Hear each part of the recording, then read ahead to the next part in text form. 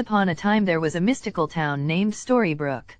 This town looks like all other towns, however, there are some huge differences. The first being that nobody that lives in the town can leave, as the town is cursed.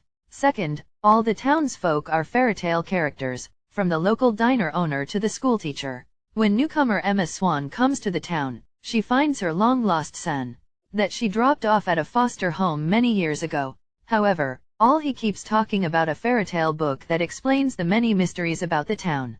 Emma thinks that all of this is just kids being kids, until she begins to see the magic and mysteries for her own eyes. Ripe apples. Emma doesn't want to help the people of Storybrooke in the beginning of the series. She would rather just get her son out of there and move on with her life. However, as the story continues, Emma sees that the people need help and begins to help them with their problems. We also see people sacrifice their lives for the people they love.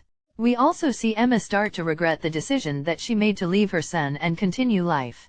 We see her genuinely wanting to get back into his life and mend the bond. We see a lot of people trying to put themselves in a place where they can serve others, which is very nice to see. Rotten apples. The violence in this series is very mild. We see a few people stabbed, and we see some arrows shot, and we see some explosions. Blood is seen, but it isn't too gory. A few people's hearts are pulled out and squeezed to ash. We also see some people get killed. One person's head is cut off then sewn back on, which we can see the stretch marks. A violent wolf attacks people. Other violence typically includes magic, but is not too detailed as this series is rated PG. In one episode we see two people in bed together that aren't married.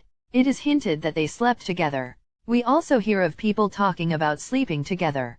A few men are seen shirtless and some women wear revealing, but not too revealing, clothing.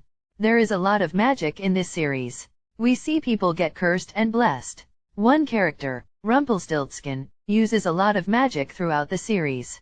In certain episodes we see more of his backstory, and those episodes have more magic than others. The Queen also uses a lot of language as well.